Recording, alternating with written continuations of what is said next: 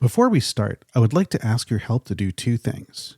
First, tell a friend or two who you think might like the show. And second, please rate and review the show on Apple Podcasts and Spotify. The more reviews the show gets, the more likely it will even appear in search results. Thank you, and now on to the show.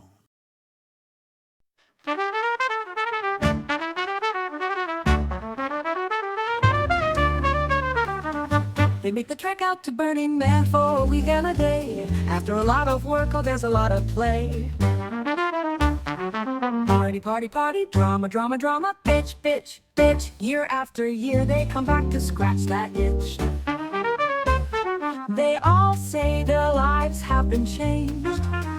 After many years, lives have been rearranged. That change is what this show is all about. You'll see the impact of Burning Man up and out. So sit back, relax, and cancel all your plans. These are the stories about the shadow of the man.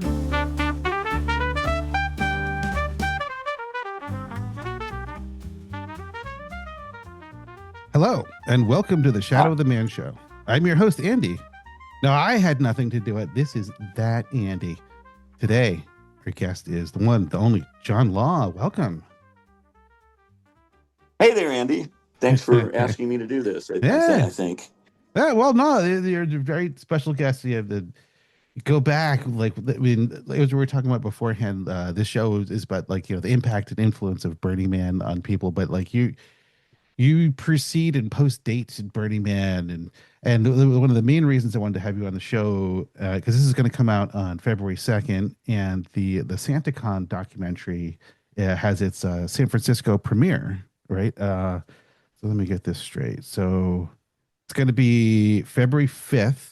It's actually going to be like the opening movie, right? So it's like yes, it's the opening movie. That's correct. Yeah, for the San Francisco Documentary Film Festival, and it's Yeah. February 5th, 6 p.m. at the Roxy Theater, and you can get tickets by going to SF Doc Fest or to the Roxy, and yeah, come on down. yeah. And you can, I think, also for people who are not in San Francisco, I think they can stream it too, right? I believe so. Yeah, if you go to the DocFest website, I think you can find that link for that. And yeah, the 'Cause film took 4.5 years to make. Oh, And really? the film director Seth Porges has two other feature documentaries under his belt, both of which are excellent documentaries, and I'd recommend them too. One of them is called Class Action Park, which he made about 7 years ago, Oh, and it's a documentary about Action Park, New Jersey, which is oh, a crazy, crazy movie. oh! I watched Have it. you Yeah, seen that one? yeah. No, because I grew up It's in nuts. northern New Jersey. I went to Action Park as a kid, and after watching that And you're documentary, alive.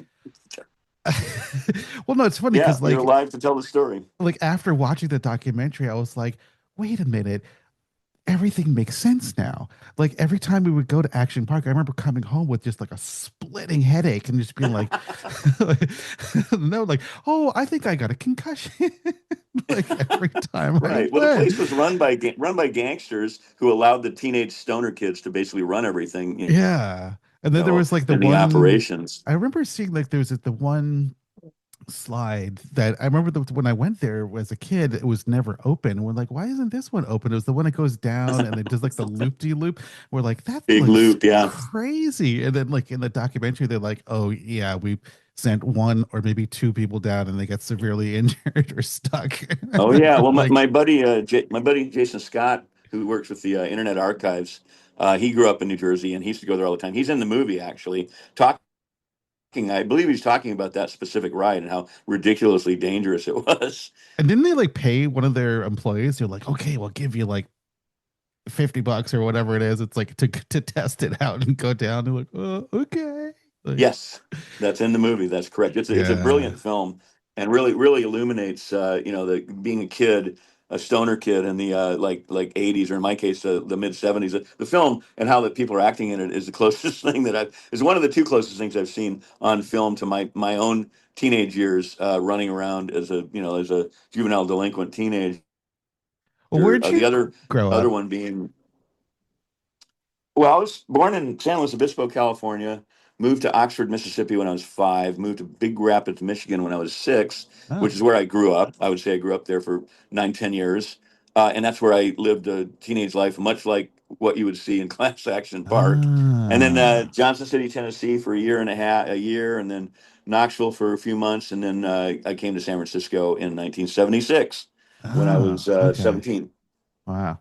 Well, just the one last thing from the Action Park movie. One thing that another thing that totally resonated with me was like there was some line, I don't know if it was some woman or saying she's like, yeah, the whole park, it was all janky. It was like something that your crazy Uncle Andy would build in his backyard. And I was like, wait a minute. Because like at that time I built this like zip line in my Oh, backyard, cool. and it takes a little engineering, right? And so like I didn't quite read the instructions, and so I had my son who was like maybe 6 years old. It's like I set it all up, and it was kind of at a fairly steep angle, and No. and, and I was like, yeah, try it out. And he goes down, and it's like like smack into the tree, and like, ooh, Ooh. yeah, so then after like five Okay. or six like attempts, I was like, okay, I think I got it dialed in now. And he was just like, yeah, I'm not going to be using this thing anymore. So when I saw that Okay, movie, I was like, parenting, that's me. parenting. There you go. Yeah. So that was his first feature doc, and then his second feature doc, which was produced, and he was hired by Netflix to direct. He didn't choose the project, but it's brilliant. It's called How to Rob a Bank, and I gotta describe this because I mean you also come see the SantaCon movie. It's awesome. We'll talk about that in a little bit. But Yeah. How to Rob a Bank is a movie about a dude up in the Pacific Northwest in the '80s who's like this Adonis, godlike, like hippie looking guy who hangs out. He lives in a tree house that he built that's got like a hot tub in it, and he hangs out with all these like super hot yoga hippie chicks, right? Of course. And they live in this. He lives in this tree house, right? And then his other life is as the most wanted is as the most wanted is as the most wanted bank robber in the Pacific Northwest. Wow.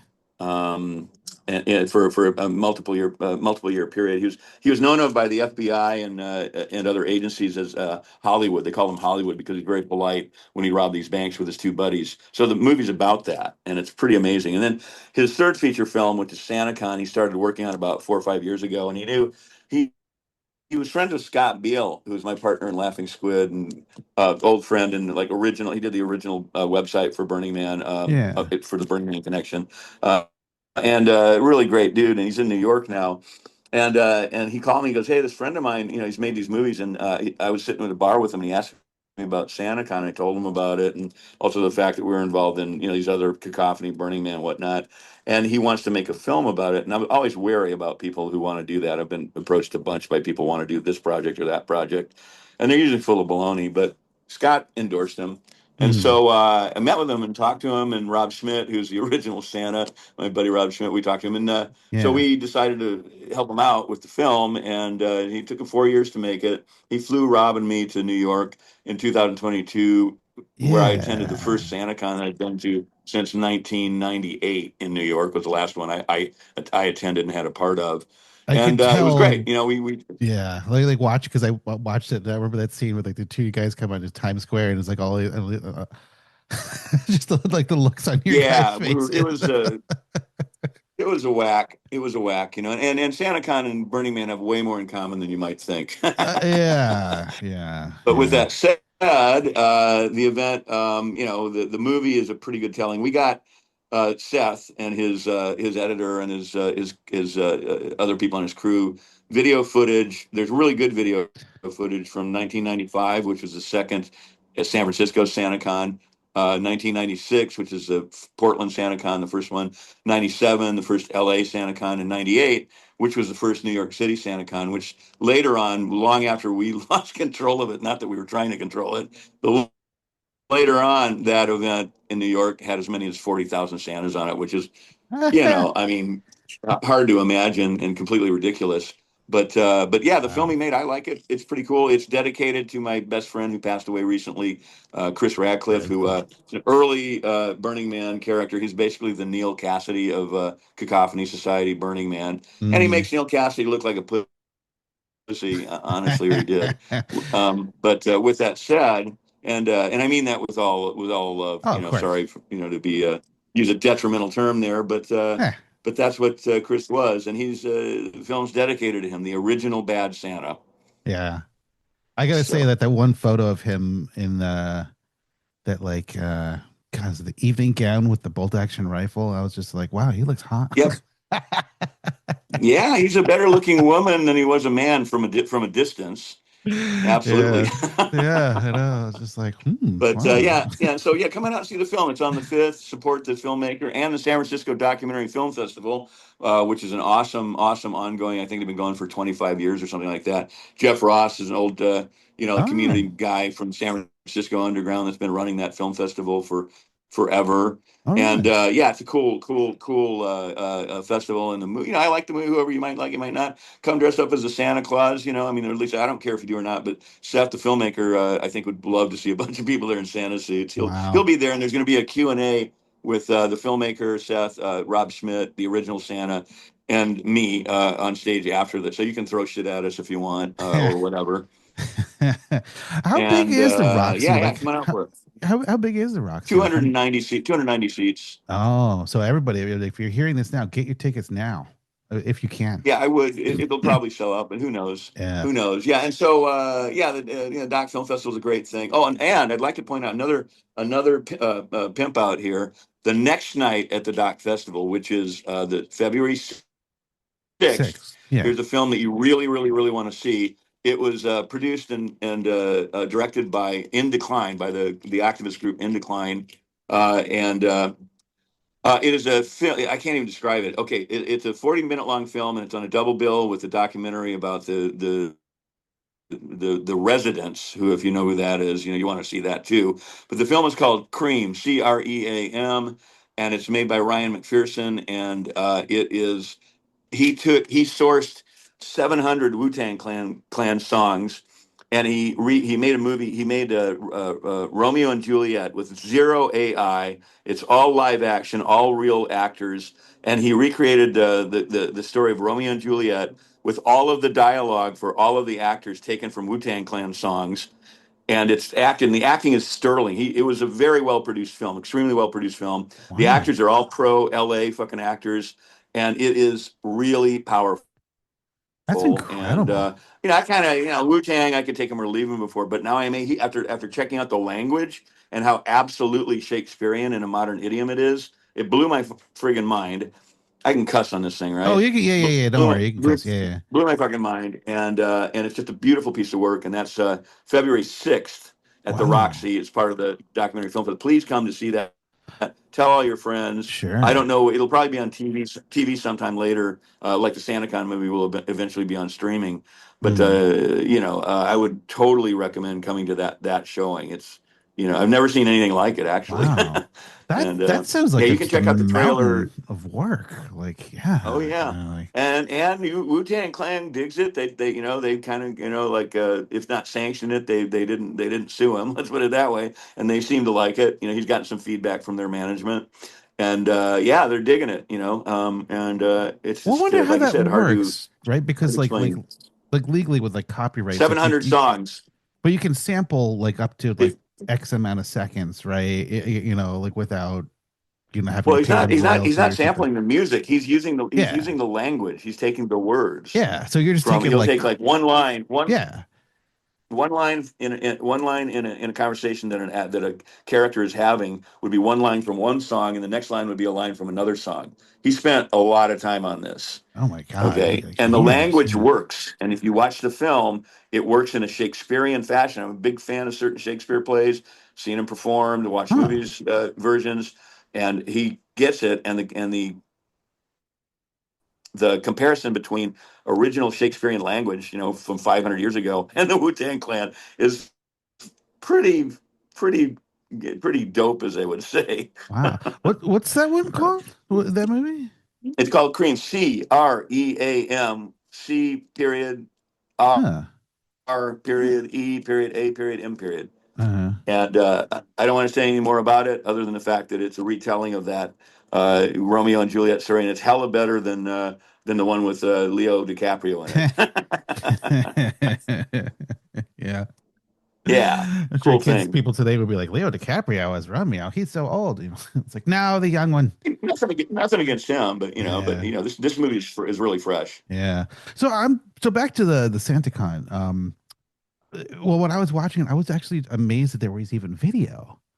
Like, Oh, did you watch the whole film? oh yeah, yeah, yeah. I watched Oh, it like when good. the Yeah, the New right, York premiere happened. right, Like right, I right. actually streamed it, like like when that came out, and I Oh was, yeah. oh yeah, No, and I was like, I had to watch this. Yeah. by 1995, Chuck Sereno, who was with Weird TV, Weird America back in the early 90s, he's basically one of, if not the first creators of reality TV, literally. Weird TV was a network show that was on at like 2 in the morning and had 2 seasons. And he literally, he was interested in weird people and interesting people. He's a wonderful man and a cool guy. And he traveled around the country, mostly West Coast, but around the country, looking for interesting people doing weird shit, and he would film them and put them on his syndicated TV show. And he found San Francisco in 93, 94, right when like everything was happening. It was a very active scene here. I mean, it was pretty nuts actually. And he just filmed all kinds of people and shit doing stuff here in San Francisco, and then folded it into his TV show. He made the first real movie about Burning Man called Burning Man 1994, and it's Yeah. an Oh hour wow. long, and it was Yeah. on VHS tape. I don't know if he's released it anywhere else. I think I I still know he's have the people have actual seen it. VHS tape of that, even though I don't have a Yeah, VHS and player. it's a really good piece of work, and he does a lot of super quick edit stuff, which was very new at the time. It was actually experimental, and Mhm. then interview stuff and interspersed with stories and characters, and it's a really good piece of work. And then yeah, his Weird TV was pretty cool, and it kicked off all these other reality TV shows, which all blew up and then became a lot less sincere, let's put it that way, than his work. Yeah. Formulaic. Um, Yeah. yeah, and so there was him, and then Scott Beale shot the Portland SantaCon and actually made a short movie out of it called called "You Better Watch Out," which is about I guess it's about 45 minutes long or something like that.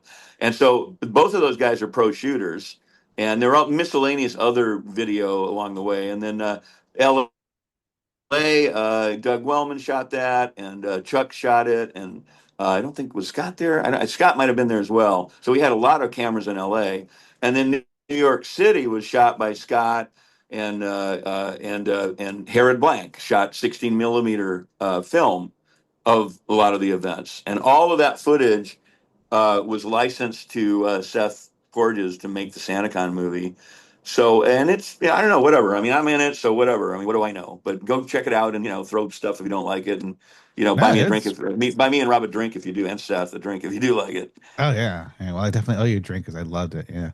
So the first SantaCon was what, 94 then, right? And I That's guess correct. there's no And video, or do you have even there's photos no from that? video. I looked when we were doing the Cacophony book into Carrie Galbraith and Kevin Evans and I Yeah. were creating Tales of the San Francisco Cacophony Society. I mean, this Uh, book. yeah, that book, 320 full color pages, art direction by Carrie Galbraith, original artwork by Kevin Evans, editing and original writing by me and Carrie and Kevin to a degree. And when they were making that book, I searched. There were a couple of things that I searched for that I couldn't find. I was looking for any images from SantaCon 94. And I talked to everybody I knew, not a fucking thing. The only thing that exists from SantaCon 94 is a wonderful, like, two-pager that Stuart Mangrum wrote for his zine. You remember zines? They're made out of Yeah. paper, and you mail them to people. Mailing stuff, little guy in a blue suit comes, takes an envelope, a piece of paper, and takes it, and they put it in a truck and a plane and fly it to wherever it's going, right? So that's how that stuff used to get put around back in the day. And so Stuart did a paper zine called Twisted Times, and he wrote a wonderful piece on the first SantaCon. You can find it on sanarchy.com, which is a website that's still hosted by Laughing Squid, and that's sanarchy.com. And the event was originally called Sanarchy, not SantaCon. Hmm. And so anyway, so that's cool. I couldn't find it. The other event that I could not find any photographs for was one of the most stunning events I've ever been. It was a Cacophony Society event of sorts, and it was at the Odeon Bar in like what was it 2001, right? September 9th, 2001, 9 or September 11th rather, 2001, 9/11. Uh-huh. And there was a cycle side bike rodeo had a adjunct, these little theater pieces called Exploding Puppet Theater, which is run by Danny Waters and a couple of other folks in Cycle Side Bike Rodeo, which I can Yeah. talk about later if you don't know what that is. But anyway, it's a wonderful performance troupe, and the Odeon Bar was run by Chicken John and his crew, Mm-hmm. and he had a show booked. The Exploding Puppet Theater was booked there on on the 12th, right, the day after 9/11, so 9/12 they were booked there. So everybody, of course, was blown out. We were all like out of our minds after 9/11, right? Oh What the fuck's going yeah. on? Yeah. And then Danny says, well, and Chicken says, I'm not closing the bar. We're just going to be there. We're going to keep going. To his credit, like, and then Danny says, okay, we're going to do the play. And they usually wrote their plays right beforehand, and they did Uh-huh. kind of a Punch and Judy thing with like a cardboard box, and they'd make cardboard Yeah. figures, and I they'd heard have about them this. pop Yeah. up and down. Really wonderful. So under Danny's tutelage or her direction, they recreated the 9/11 flights. They built these tiny little cardboard twin towers. They got some little cardboard planes, little cardboard people, and they flew the planes into the fucking the towers inside their little their cardboard TV box, and that the bar was packed. Okay, I was standing on the bar with another 20 people. It was packed to the gills. You could have heard a fucking pin drop, right? That was going to be my Nobody question. moved. Yeah. Yeah. Nobody said anything. They did the thing, and then the tension broke. Some people started shouting and yelling. That's not funny, and they ran. They left. They were all pissed off. Other people were crying. Other people were hugging the Cycle Side crew, going, "Thank you for doing that." It was the single most punk rock thing that I've ever seen in my entire life, including cutting pig's heads with chainsaws and spitting the meats on the audience in a downtown parade. The most total punk rock thing I've ever seen, and it was really beautiful Yeah. thing. Yeah. And Well, that's okay. Going to the whole so punk rock thing, it's like that's I think something that people when they think about like Cacophony, or more specifically like Burning Man, they think it's like it's a bunch of hippies, and it says like no, it's more punk rock than hippie, wouldn't you say? not anymore, but yeah. I mean, well, in the I mean, beginning. it incorporates a lot of things into it now, Oh yeah. of course, because it's a much bigger event. But no, and when it started, it wasn't a punk rock. It wasn't exclusively at all punk rock, even slightly. I mean, the punk rock was part of it, you bet. But there were a variety of types of people that came out from the very beginning. Cacophony Society was not punk rock, like any kind of doctrinaire punk rock group at all, although there was a lot of crossover. And the earlier Suicide Club, certainly there's crossover with the punk scene that Yeah. started a year before the Suicide Club, 76, 77, really is when the punk scene started, and the Suicide Club started in 77. But our scene was always much smaller. There were like 100 people in the Suicide Club from the 70s on, and Oh, there's Cacophony that had many? maybe, I don't know, what? There's that many in the Suicide Club? I I'm always sorry? thought the Suicide Club was There were kind of 100 small. people. There were 100 people on the mailing list. I've been Oh. archiving all this stuff, so I'm pretty sure on the dates and times and actual Huh. numbers. There were 100 people on the mailing list that we had for the Suicide Club back in 1977. There were 30 people maybe who were super active in the club. Let's put it Uh-huh. that way. But there were 100 people on the mailing list, and the Suicide Club came out of an earlier iteration of creativity called Communiversity, which was part of the 1960s free university, free school movement, which started in 1964 when they had the free speech conflict on UC Berkeley campus, where Mario Savio stood on top of the cop car and made the speech about free speech and how important it was to any kind of human autonomy and human decency. And that's where the free speech movement started, which, by the way, we're pretty foolish by allowing free speech to go by the way of the dinosaur. And I hope Oh, we stop doing that because it's really stupid, really yeah. stupid. Yeah.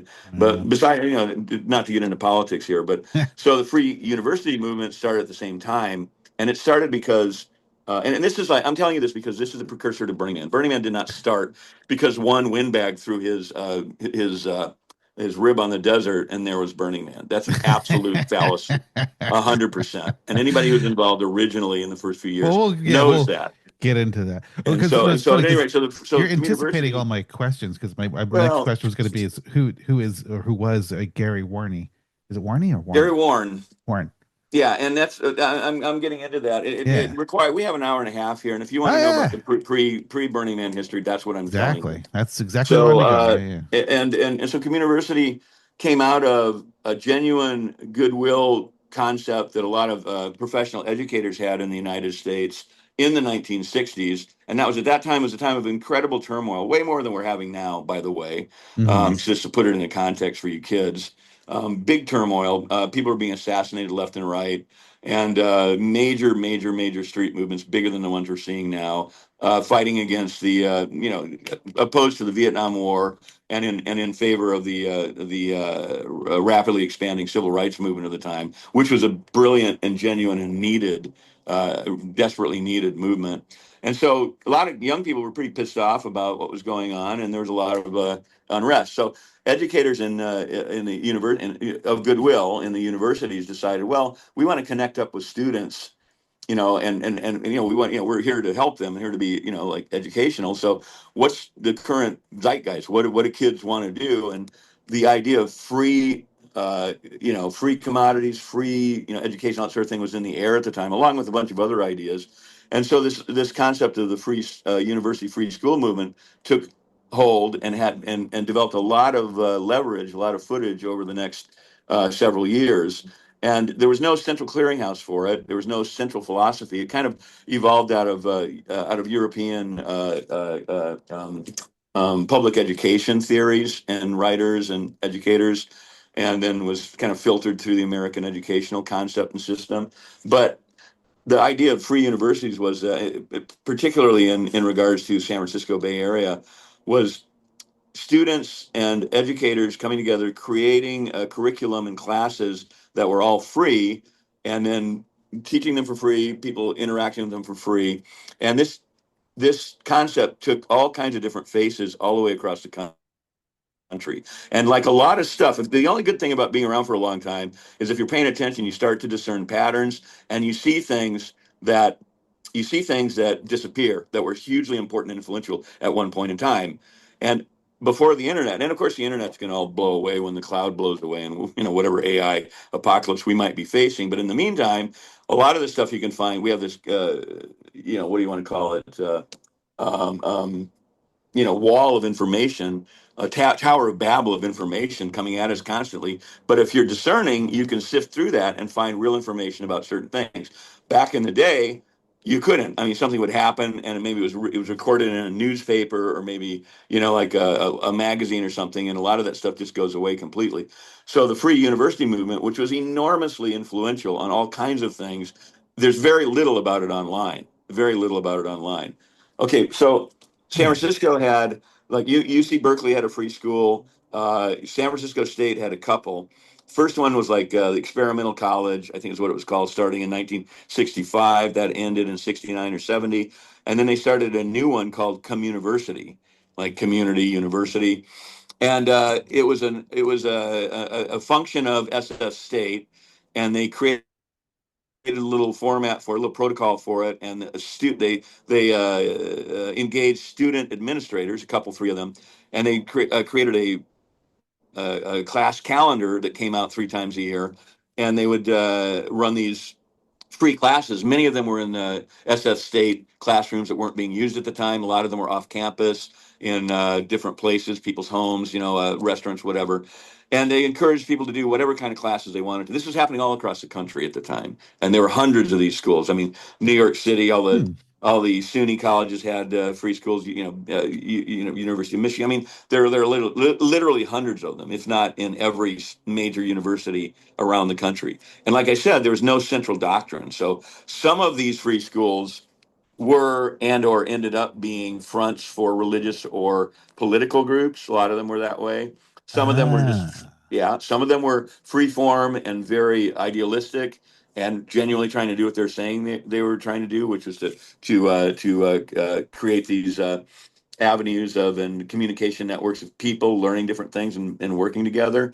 But the Bay Area iteration I know more about because I was here. I ended up joining the Suicide Club and Community at the same time in February of 1977, actually November of 76 for Community, and then February of 77 for the Suicide Club.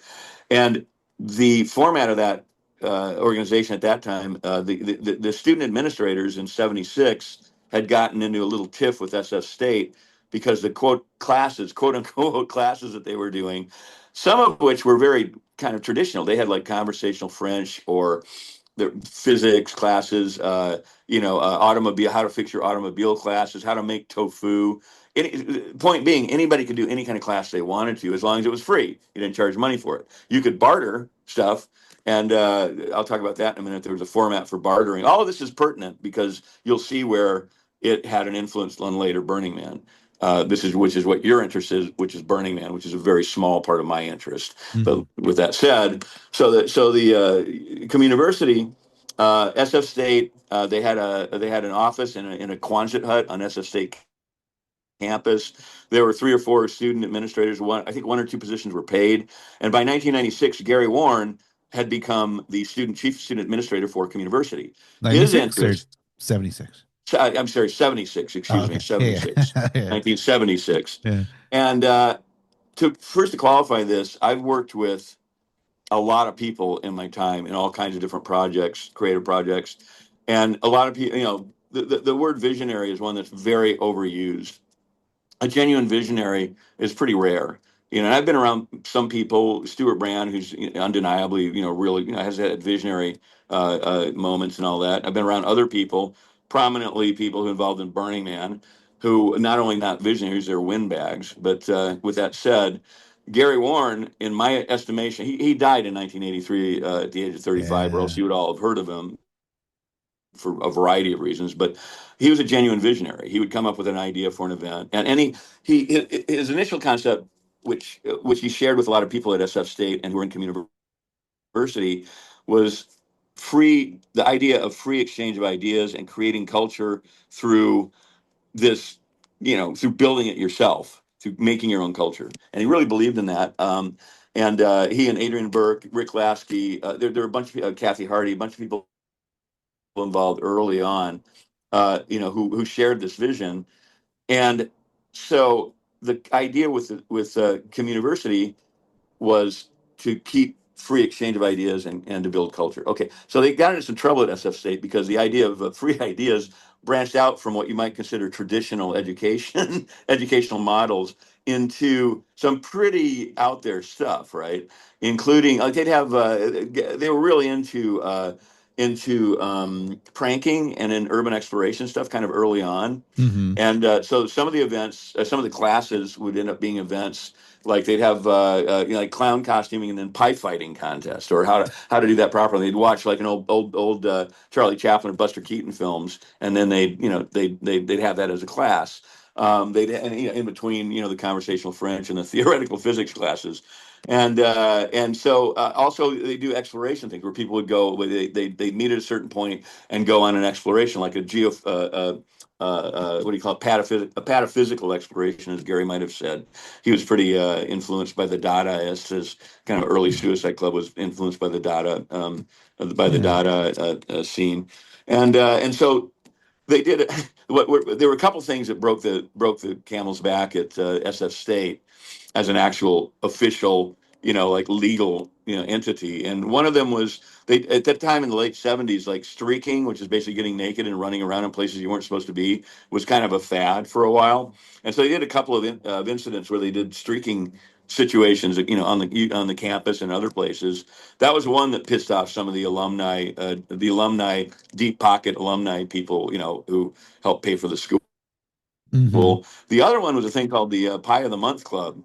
And this was right before my time, and it was legendary when I became involved. Pie of the Month Club, you signed up for it as a class through Community, and Mm-hmm. then the idea was you would, and this became a pattern for future events too, where the organizer of the event would say, well, this is what you need to bring to the event. This is what you might be able to expect from the event. This is what we're expecting of you. And then you would make an agreement to be part of the event, and the agreement, you were expected to, kind of keep to the agreement through the course of the event itself.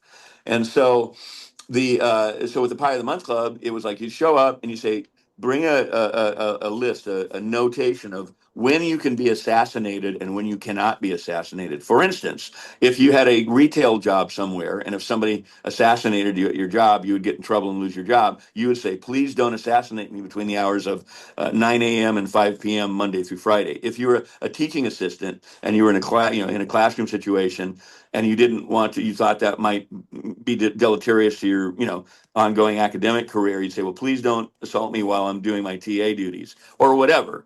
And you could say that the rest of the time you were open, there's open range on you. And then through some arcane method lost to history, they would determine who the assassin was and who the assassinated was to be. And then the assassin could conscript anybody they wanted to help them assassinate the mark, the target, and the target didn't know, right? So you could do funny things like, and it branched out from what I heard in all kinds of paranoid conspiracies, where you could approach somebody and say, "Hey, we really want you to help us with this, like, dude," and then you'd pie them, right? That was your setup for them, right? So I heard that there were a couple of instances. One guy, TA, did get pied while teaching, right? He was assassinated. Another person was at dinner and I don't know if these stories are apocryphal. I've heard them many times from older people, so I assume there's some truth to them. But another person was at dinner with their parents who were visiting from back east somewhere, and the waiter brought out a covered dish, which was a pie, and the person got pied in front of their parents. Okay, so this thing turned into a giant, like, mythic shit show, and stuff was going back and forth. And so the administration at at SF State got a lot of heat from some of the alumni. I remember one letter that one like really well-heeled alumni sent to the student newspaper. So I archived this shit, which is how I know this. But he sent a letter talking about these forked, pathetic creatures running around naked, and how can the university possibly support this sort of degeneracy?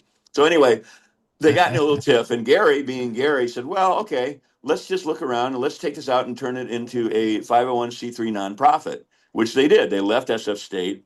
He at the time was a nascent bookseller, and he wanted to open a bookstore. And he partnered with Oz Kusid, who was the guy who started the roommate referral service, which later influenced Craigslist. And Oh they both opened a yeah. storefront. They opened a storefront on Judah Street. I think they had it in another place first, and then they moved to Was it? Judah Street and 10th, called it Yeah. Circus of the Soul Bookstore. Yeah. And Oz ran the roommate referral service, which is a place where you'd come in. This is before computers. You'd come in, and he I had a think I whole used that when I thousands of listings moved there. of Yeah. places to rent apartments, and you look through them, and then they'd ask what your requirements were, what your specifications were, and they'd find an apartment. As I understand it, Craig Newmark was influenced by this, and it was a seed of the idea for starting Craigslist. So anyway, so Gary ran the bookstore out of there and Communiversity, and Oz ran roommate referral service out of there, and then it was then they could do what they wanted because they're a 501c3 nonprofit school. They had to be careful. And this is where the suicide clubs comes in, because more and more of the community classes were becoming more extreme, psychogeography stuff, or stuff that was some stuff that was even quasi legal, right? None of it was immoral or unethical, which is an important point. But Hmm. as I taught my son, and as I like to say, unethical is something, immoral is something you never do. You just know what it is and you don't do it. Illegal is often negotiable, right? And so they started doing classes out of the Gary's bookstore, and then they realized at a certain point when they looked at what the state requirements for 501c3 schools were, that they needed some liability separation for Communiversity just in case something happened. And so they said, well, let's start a secret group to do the more extreme things, right? And Gary was enamored, and some of the other folks involved were enamored of Victorian adventure fiction, and they took the name the Suicide Club from the Robert Louis Stevenson, series of stories, not quite a novel, called The Suicide Club, about a group of English dilettantes that put their worldly affairs in order to live each day as though it were their last. And one of them gets assassinated by one of the others randomly, not randomly, but under some arcane process. And so Of that's what course. the group was based on. Okay, I'm done with that for now. Got a question? No, I don't know. It almost reminds me of like a Monty Python kind of thing. Kind of. Another influence on that whole scene. Yeah, yeah. And so, point being, there was an entire subculture created a long time before Burning Man that had its Huh. own mores, its own kind of ethics and concepts, among which were leave no trace, which we practiced in the Suicide Club. We didn't call it that. We just didn't trash or fuck up environments that we were in, even if they were urban, like abandoned urban environments. We didn't leave our Mm. garbage. I mean, I remember doing an event in an abandoned mortuary, in an abandoned funeral home, a huge one, and it was a big event, a lot of people, and we usually would have had a big potluck dinner at the end of the event, and we carried all of our garbage out. We didn't even leave it in an abandoned building. Okay, and that was part of the ethos of that group, which was so profound and really effective. And me as a 19-year-old, 18-year-old juvenile delinquent joining this group, I learned that you could not follow the rules and do what you wanted to do in a sort of anarchist situation, although we were not doctrinaire anarchists at all, without being an asshole or screwing up, the rest of society around you. You just had to be mindful Mhm. of what you're doing. I mean, who cares if you climb the Golden Gate Bridge in secret, as long as you don't fall on their car, right? I mean, really, should you care about that? So Yeah. things like that. Yeah. Obviously, if everyone was doing it, it would become a problem, but everyone is not doing it. So how long did the Suicide Club live for? Would you say it was like 77 to February 1977 to April 1982. That was the official run of the group. We and kept this doing events that were similar through the mid 80s, although we didn't have an official group that we did it under. And things broke up in a way. Gary died of a heart attack, which was devastating, devastating to many of us, like truly devastating. I can't describe it. It still hurts me to even think about it. And he died at 35. And the Suicide Club ended shortly after that.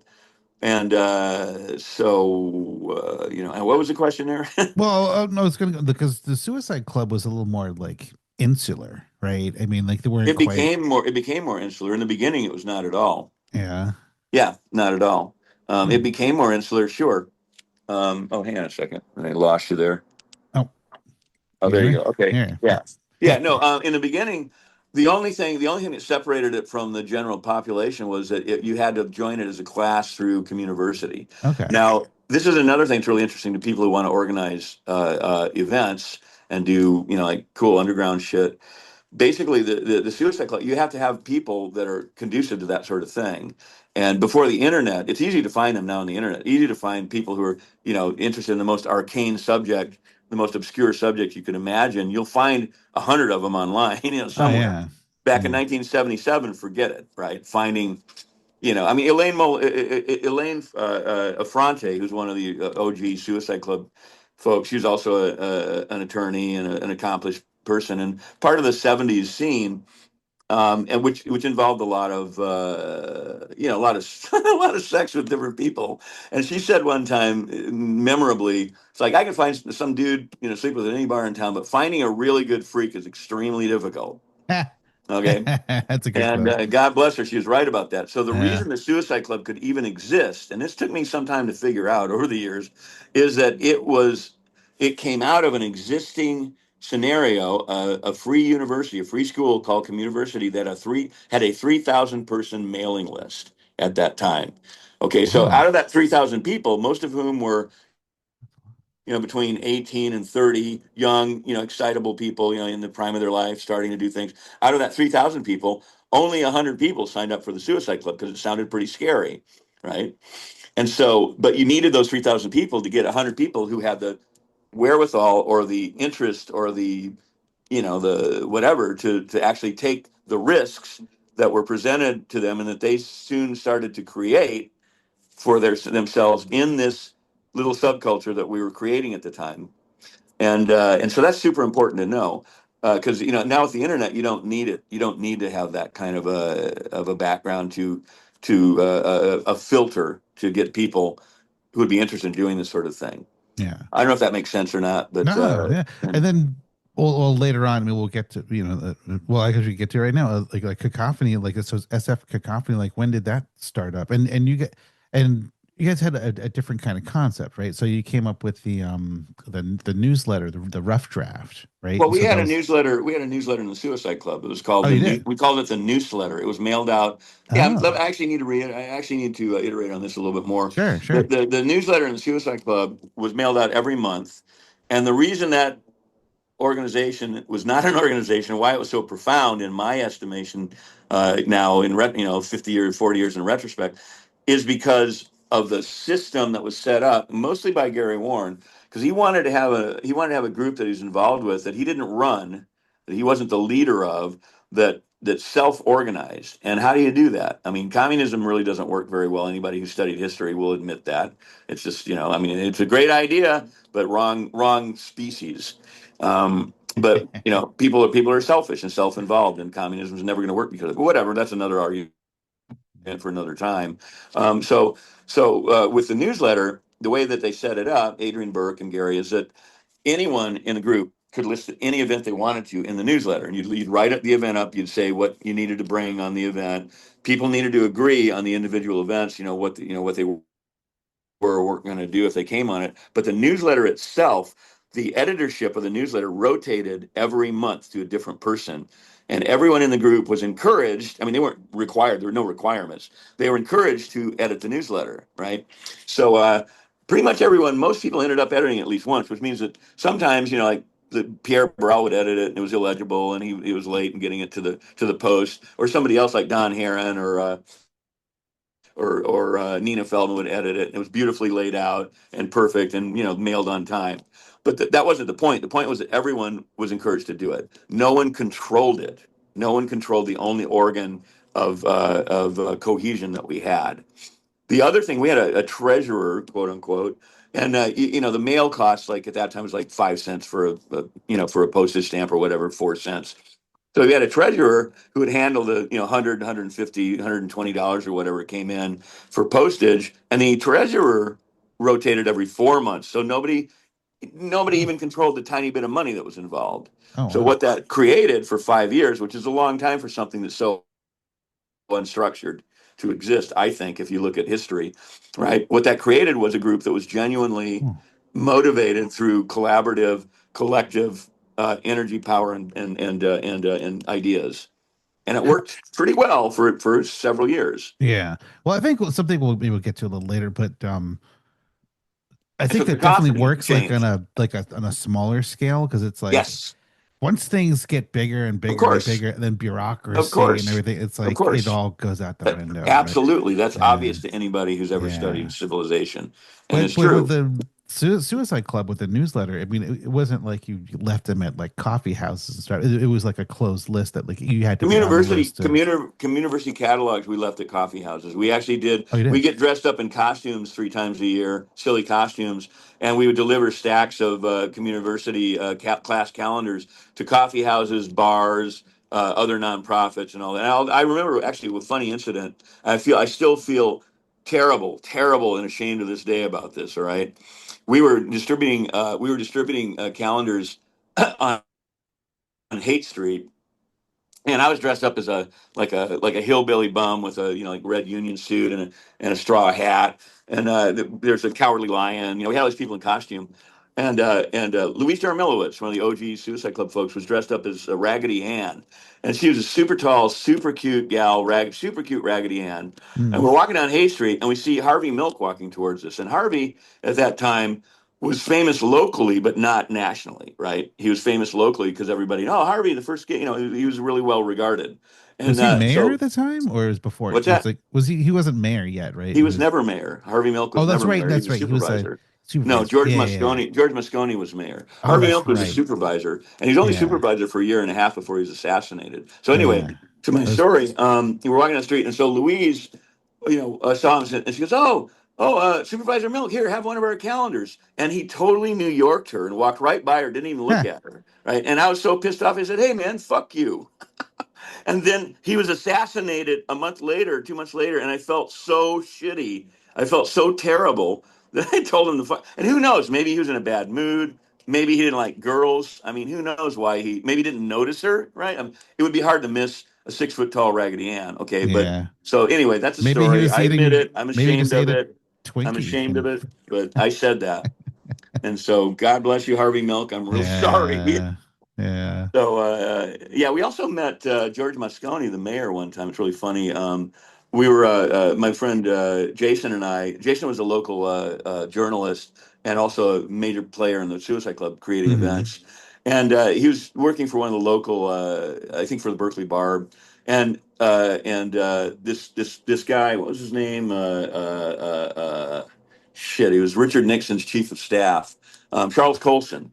Charles Colson had had a revelation while in prison because he went to prison for the Watergate imbroglio, and in prison he saw God and became a charismatic born again Christian, and he wrote a book, a best selling book, which he then was pimping out after he got out of prison. And so he was giving a talk in the Fairmont Hotel to the Young President Society, which is a group of like young guys under, I think they're under like 35 years old who commandeered $1 million corporations, right?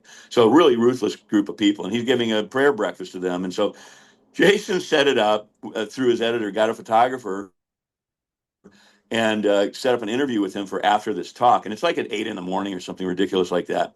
And so we went there. I went there with my girlfriend Joyce as a backup, right? And we went there, Jason, ostensibly to interview this guy, to pie him in the face because pieing was a thing at the time, right? Big thing at the time. Aaron Kay, the Yippie Pie Man, was an influence on us, and so we get there. Colson comes out of this room with all these like these ruthless capitalist dudes, and then Jason pulls him aside. Hey, I'm here to do the interview, and he's like fidgeting with his butt, and he wimps out. He doesn't end up doing it, and so he does a short interview, and Colson kind of blows him off and leaves. And then we walk out, and I remember Jason kicking the wall, like fuck, I can't believe it. I clinched. I can't. And he like turns around, he runs back into the lobby of the Fairmont, runs across the lobby over to the elevator off in the left wing.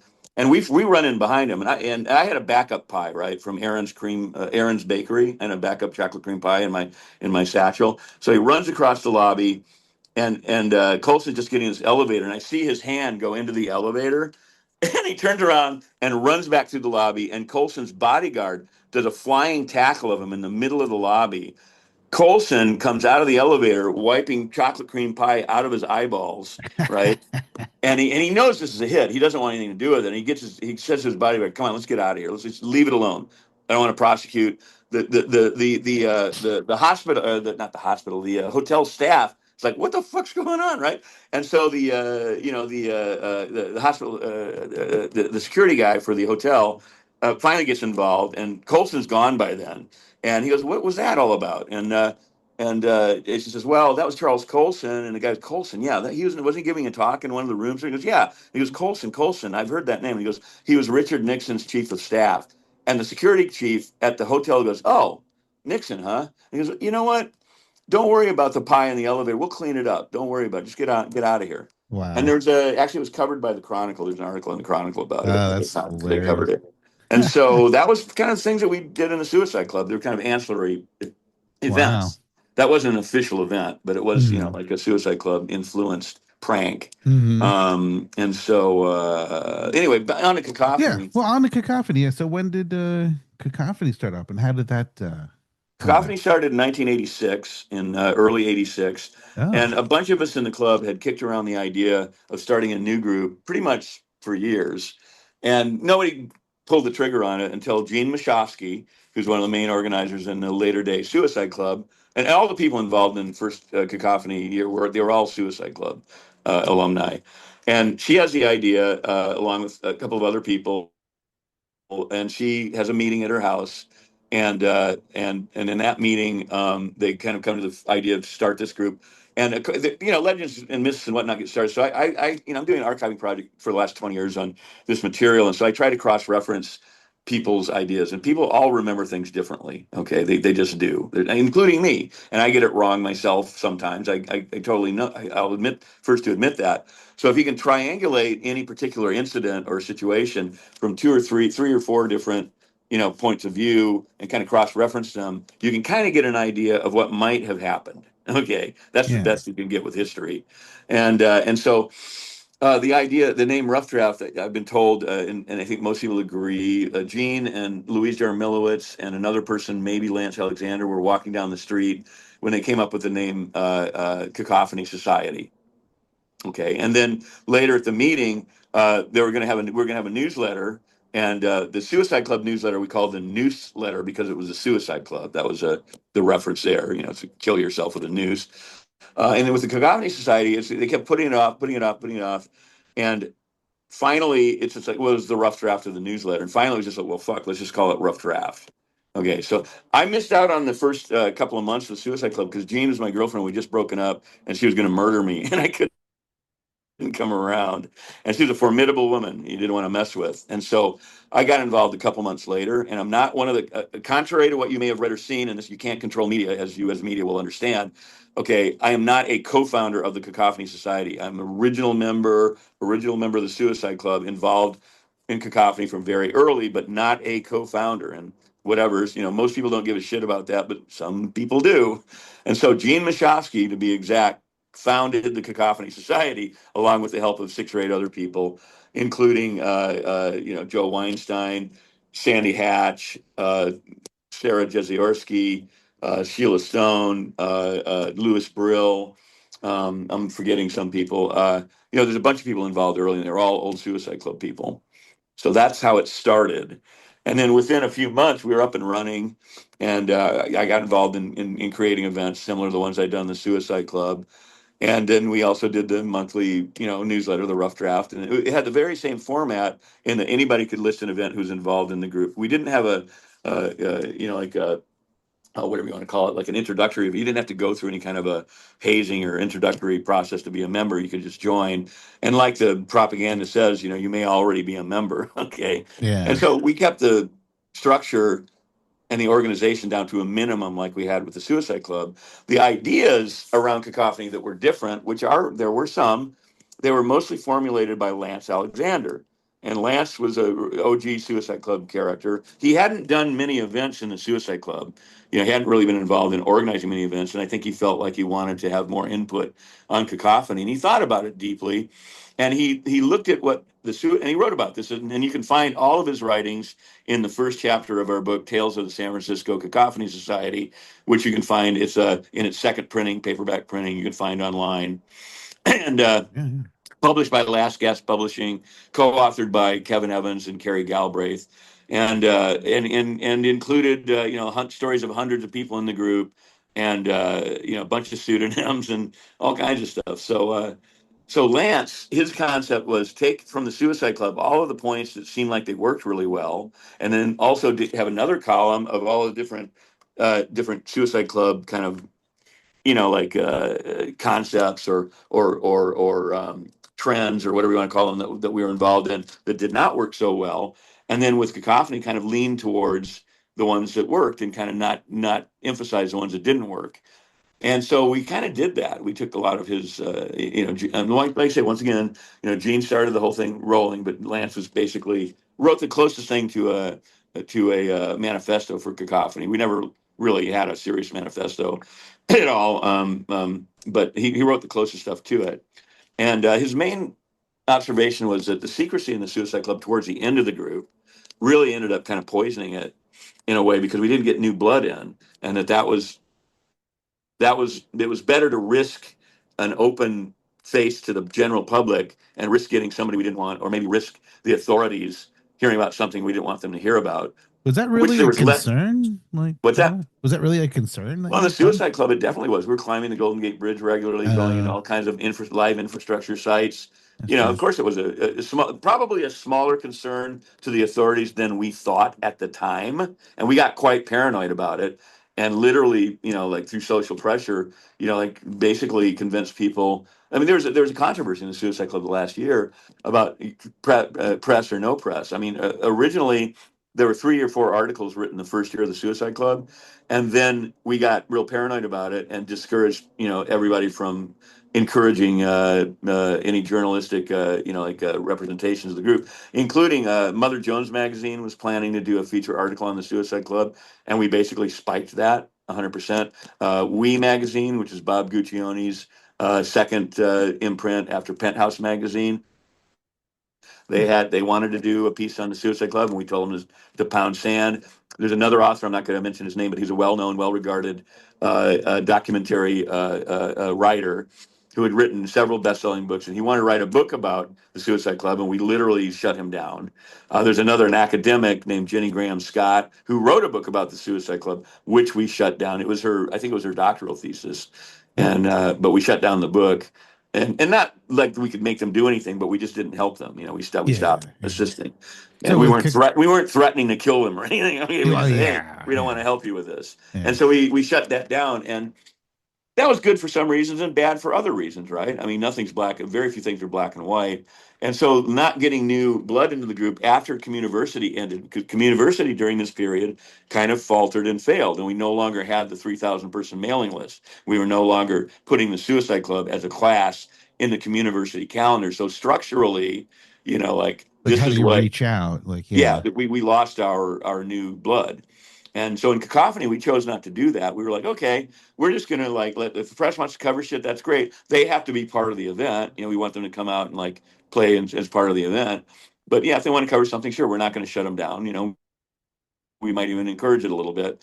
And but we'll probably take some of the more dangerous and stupid things that we're doing and not put them in the newsletter and just do them by invitation, which is sort of what we yeah. started doing.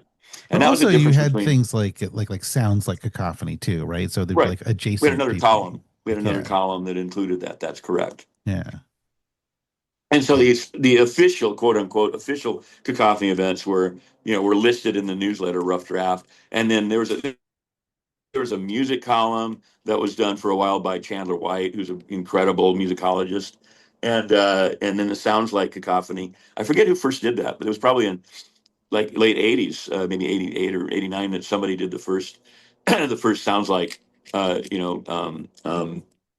iterate or like list on the newsletter.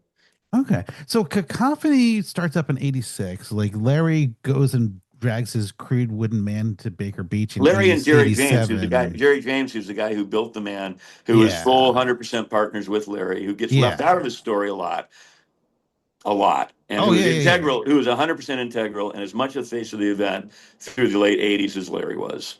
Oh yeah. So just to And correct that well, I'm blanking on misconception. the name.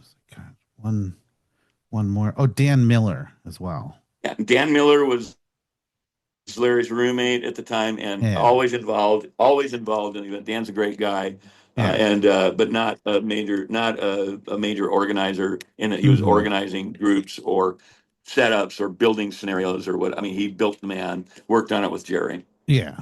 So in '87, those guys like build this crude little wooden man, and I've heard they were just kind of like breaking wood with their hands. Pretty much, Like, pretty right? much. I But mean, it was Jerry just Jerry kind was of a finished carpenter, and Dan were finished carpenters, yeah. so they knew what they were doing. Oh yeah, But yeah. they But had just never that built a first man before. They year. never built a man before. But you have to interview both of them. They'll tell you their story.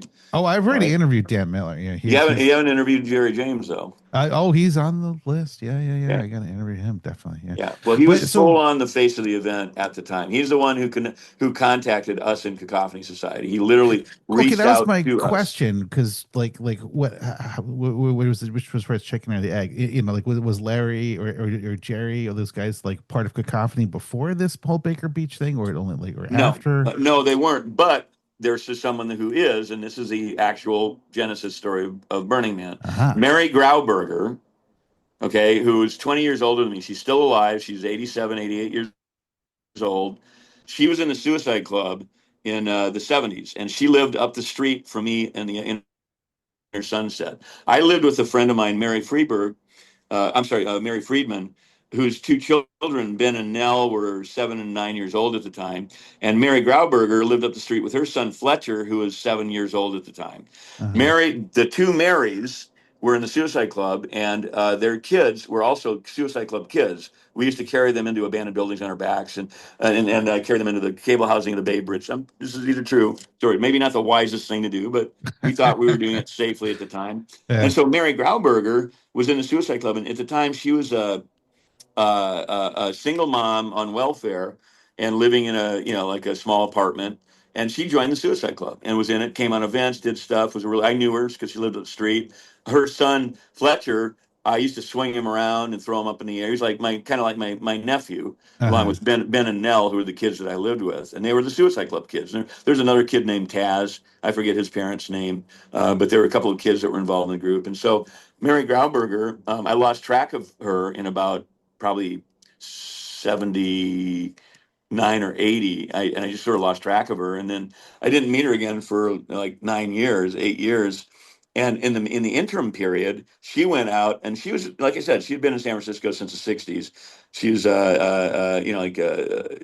20 years older than me at the time. She had a whole group of people from working, on different art events and whatnot. So she had a whole, community of people that she was involved with before the Suicide Club, and she started doing these summer solstice beach burns on Baker Beach.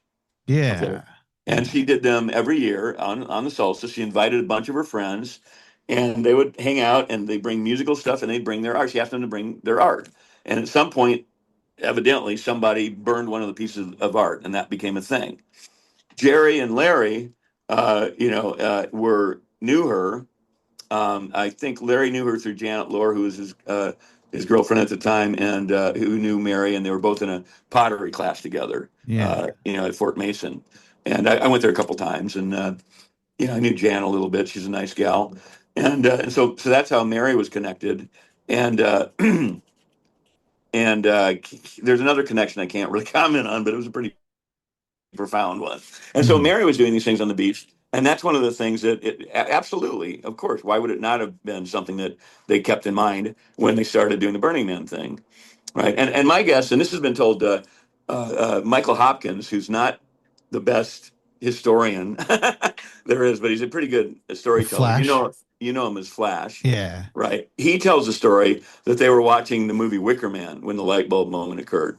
Now, I would take anything that he says with a grain of salt because he's a very colorful, storyteller, Hmm. and facts, don't have a lot to do with the stories usually. Uh-huh. But with That's what that Michael said, told me too. Yeah. with that said, that rings true to me because they're on the beach doing an art event on the solstice, right, with people burning art, and then they see this man in the movie, right? I mean, that's my bet, and it's a myth. The actual underpinnings are mythologically obscured in a certain way because Larry was self mythologizing always. Yeah. He Okay. Well, literally self the mythologized. story that I sort of heard was that so Mary had been doing these summer solstice like little beach burn things, and then when it came to 1987, Larry, like I guess she was kind of tired of it or something, and she was like wasn't gonna bother, and so Larry was like, "Well, I'll go," and like, and Larry had, as the story goes, there's a rumor has it, it's like, oh, he had like broken up with the I forget her name, that woman, but he was kind of Yeah, sad and whatever. And it was yeah, just like, as a whatever. cathartic kind of thing, like, oh, I'm gonna make this wooden man and take it down to the beach.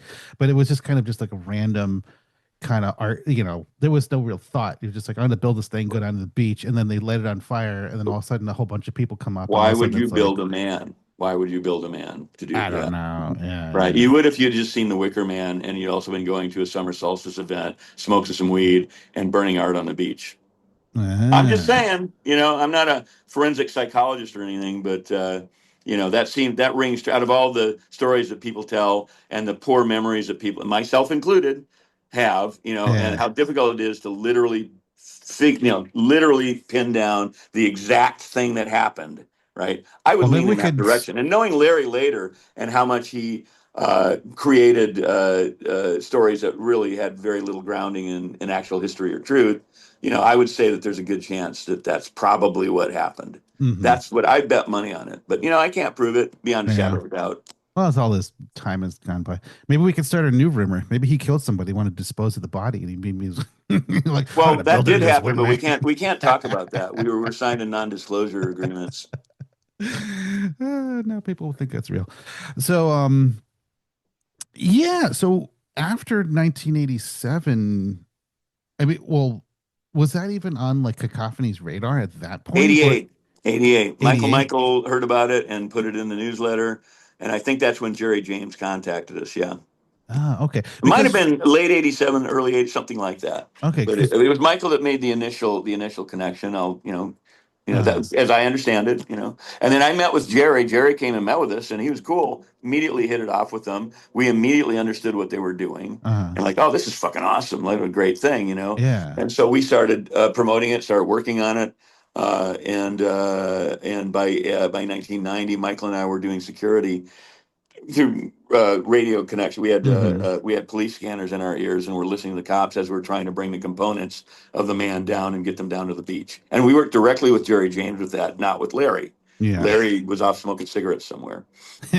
Always smoking cigarettes. Yeah.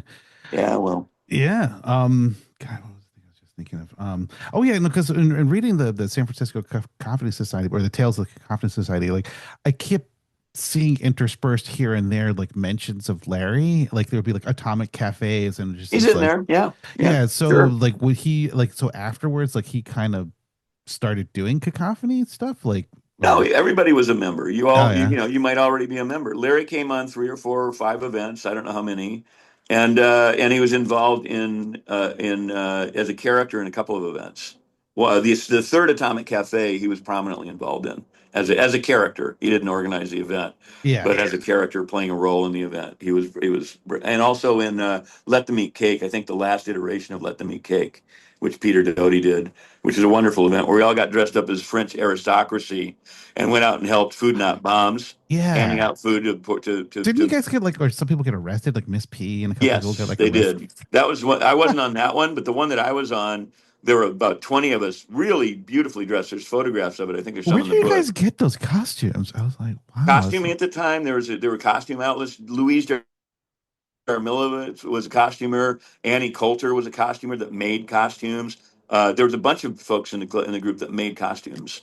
Because those are And I can get into that later. I incredible mean, costumes. Yeah, there are a yeah. bunch of women involved in early Burning Man that almost never get any real credit for anything. A bunch of women Oh yeah, involved, and we'll get yeah. into that in We'll a get into that. minute if So, you like.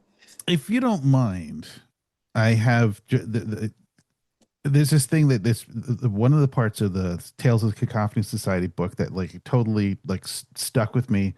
It was Kevin Evans Oh yeah, is bringing Burning Man to the Black Rock. If you don't mind, I just wanted to, if I could just read like a couple of paragraphs of like sure. what he wrote, right? Because I think this is going to blow a lot of people's minds.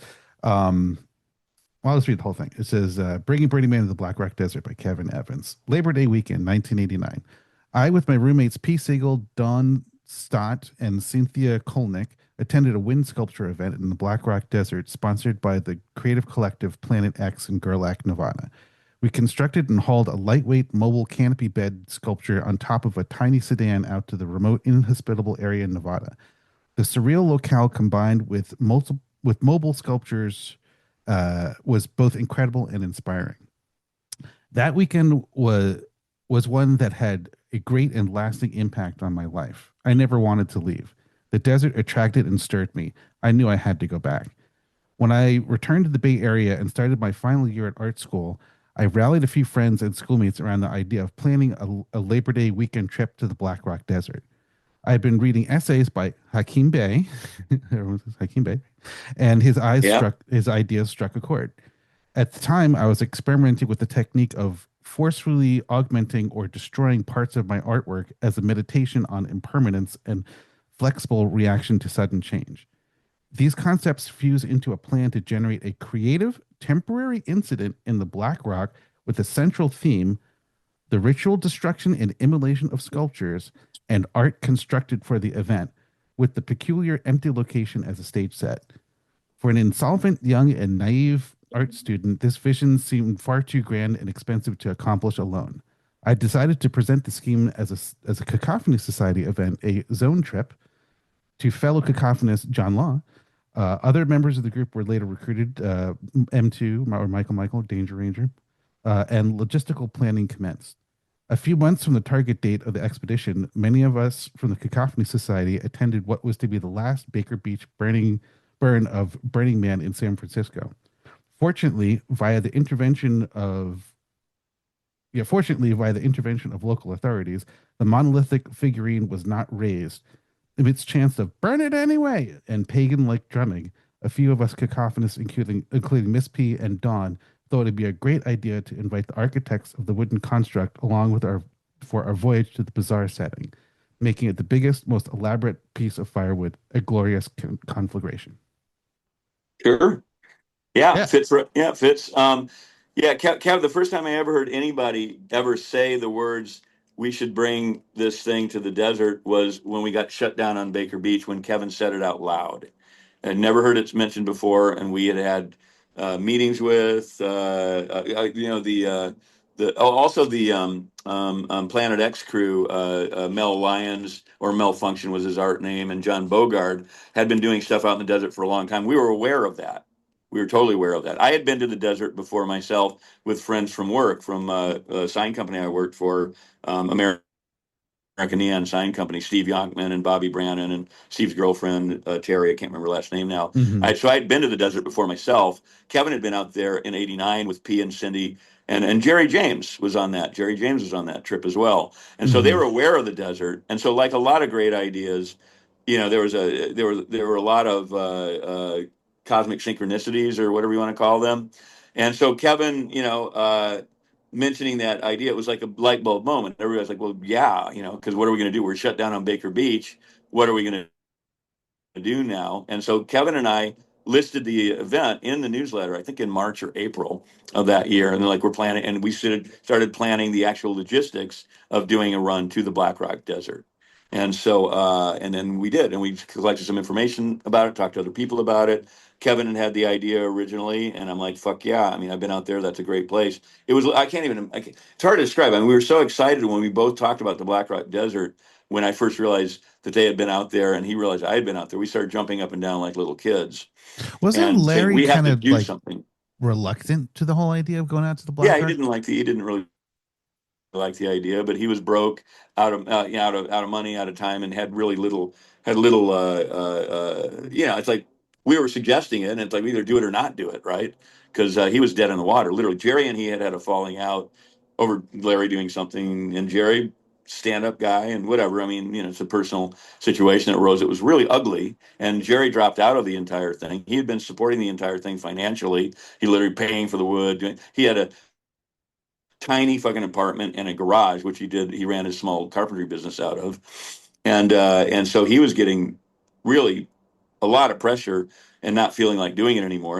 And Michael and I and the rest of the Cacophony group kind of stepped up and brought it out to the desert that same year, night that it was shut down on Baker Beach. I rented the first box truck, went around, everybody helped load it, with stuff, including components of the man, and drove out drove out of the desert, hauling one porta toilet behind the Ryder box truck. I think it was a Ryder. I don't remember their photo. There's photos of it, and yeah, so that was the first year in the desert. But yeah, I mean that like the zeitgeist at that period of time was such that I don't know. It's almost like it was ordained. I mean, I'm not a religious person at all. It almost seems like it was ordained that we would end up in the desert. And my experiences out there, which paralleled Kevin's, were that it was a blank slate. I mean, you could and you could do anything. And I knew from dealing with police agencies and different constituencies in that regard that if we were going to do something like this, we needed to be as far the fuck away from civilization as possible. And from the very beginning, the whole 7 years that I was operations manager for that event, I set the location for the actual camp for the event, and I set it as far away from the road as I could, up Playa, as close to the conjunction of like Pershing and Washoe County as possible, and also close to Humboldt County. So it was up in the Black Rock in the left part of the desert, the northwestern part of the desert, in order to keep it as far away from any jurisdictions as possible, because I knew that they wouldn't care as much about that location, and we'd probably be left alone. There's a lot of stories about the first year on the desert. Like the first law enforcement character to come out there was in 1990. We'd been set up on the playa for I don't know, like a day or two, probably a day actually, because we had come through Gerlach with a caravan arriving at dawn, and we stopped at Bruno's and all had breakfast. And there were probably, I don't know, I want to say 25 people in that caravan. So that was a big deal for Bruno's at the time. It wasn't Yeah. it I'm sure you wasn't guys stuck out like a sore yeah, I mean, it thumb. Like, wasn't who are hunting these people? season. Like, Yeah. yeah. Yeah, and then word got out. We found out later from our friends in town that we forged some really strong relationships with people in town. We found out later that the word was that some Satanists from Frisco were heading up Playa to do whatever, do satanic rituals. So I'm out there standing, in the middle of nowhere, up by the Black Rock, way north on the Playa, and I see a car coming at us. And you can see a car. And there were no cars out there, like none. Right, our cars are the only ones, and you can see a dust flume from like 5 miles away. I saw a car coming at us, so I immediately made sure that I walked over, was in the area that that car was coming hat. And sure enough, it was a degenerate, not degenerate. It was a federal what's the agency up there? The BLM. BLM. It was a BLM law enforcement truck. And the guy stopped and he got out. He was a cowboy looking dude with a mustache and a cowboy hat. And his name was Joe Leaf, Leaf. I introduced myself and said, "Hey, how's it going? You're probably curious about what we're doing." And I walked in, I introduced him to a bunch of people, walked him through. The man was standing up. So we've probably been there for a couple of days. The man was standing up and I explained to him, I said, "This is a thing. It's based on, like ancient ritual and like I probably said the Wicker Man. And we're not, don't worry, I joked about it, don't worry, we're not going to be burning anybody to death in it. Right. And you should come back. I think it was that night or the next night we're going to burn the figure. And I said, you should come back and check it out. And he like walked around. He's very friendly, very civil, met Michael, met some other people. We shook hands and he drove away. And that's the last time we saw him. The second law enforcement guy to come out was Dick Meyer. And there were a couple actually. There was a Washoe County Sheriff's had a guy, and what was his name? Joe, last name started with a G. I can't remember anymore. And Washoe County, at the time, we were mostly in Pershing County. And Washoe County, Pershing County did not have an outpost in Gerlach. Okay, Pershing County was Lovelock, and they had to drive all the way around the mountains. Their deputy sheriffs to Wow. get to the playa. Right, it was a long drive for them, Yeah. and there were only a handful of deputies in the department. Right, it was a huge physical area, small staff. Right, and so they had a reciprocal law enforcement agreement with Washoe County, who kept a little outpost in Gerlach. And this dude, sheriff from Washoe County, Joe, I can't remember his last name now, but he would come to Washoe. He would come up there occasionally, and once a month, who knows how often, very very seldom. Maybe would do a little circuit, drive up the trail on the west side of the playa, up to Soldiers Meadows or whatever, or Double Hot Springs or something. But very rarely would see those guys, and so they had a reciprocal law enforcement agreement where he would. Washoe County, if something bad was going down, right, they would maybe interdict, and then they would contact Pershing, who would then come out. So that was the situation that they had. And I dealt with law enforcement my entire 7 years there. Got to know some of these people pretty well. I knew Pershing County Sheriff Ron Skinner really well, and his wife, and and so we had forged these, good relationships with them. We didn't bullshit them. Michael and I and other people were involved in that. Later, Chris Campbell and I mean, we were so well regarded in town early on that Bruno allowed us to store shit on his land without charging us any money for it. Now he was making money with people coming into the bar and the restaurant. But tell me that. I mean, if anybody who knew Bruno, it's like he wasn't charging us money to store his shit. I had several containers on his property, did not charge us money for it. So I thought that was pretty interesting. Yeah. And Forster, the local propane guy, was making bank, and he was really friendly. We were friendly with him, and the other folks running the bar. I mean, I remember first coming to Gerlach. First time I came into it in the mid '80s, driving to town. There's like 5 bars and no churches, and I'm like, I could like this place. And what was the So population? that was kind of our relationship. I don't know, 100. Couple hundred. I don't remember. 5 bars, 120, 100 people. couple hundred. Yeah. Yeah, something like that. Wow. And I remember Bill Stapleton at the Texaco station. He was awesome. We had a really good relationship with him. Skiki and Cecil. On the station, and Skiki was Bruno's daughter. And yeah, we developed really good relationships with all of them. I'm still in touch with Skiki. I haven't been there. I haven't been to the playa since 1996, and we're still in touch. Oh, really? So yeah, it was some great. Have you great been out to times. the I Black don't Rock regret Desert any of it. even? Just like, at any other No, time? no, I haven't been there since 1996. Oh, really? I did. I was 7 years on the desert. It's a perfect memory. I'd like to keep it that way. I would literally weep if I saw what's been done with the damage that's been done to that physical environment out there. And it would be very hard. I just don't want to see it. I'd rather. I have a great life doing a whole bunch of other things. Yeah. And yeah. I don't need it. I'm not a cultist like so many people involved in Burning Man. Oh, yeah. Yeah.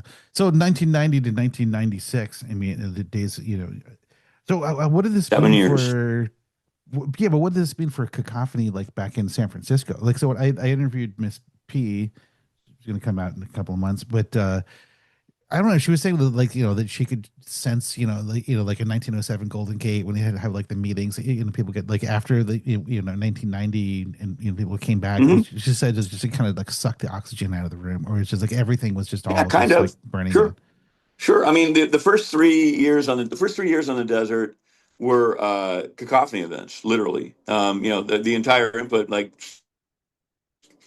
three-quarters of the people were cacophony members or more, and it grew a little bit. It actually doubled every year, but And weren't there by the other third, by groups there 1990, too? Like there was yeah, like well, the by Desert Site Works and 1993. stuff. And Yes, I'm getting into that. That's oh, that's okay, and but by 1992, William Binzen, who had been coming to Burning Man since the first one on the desert, I think he was at the last one on Baker Beach too, and he was a local photographer artist, really talented large format photographer, like world class, and he's a cool guy, a very uh, philosophically inclined and soft spoken and very thoughtful and very well read in arcane areas of interest.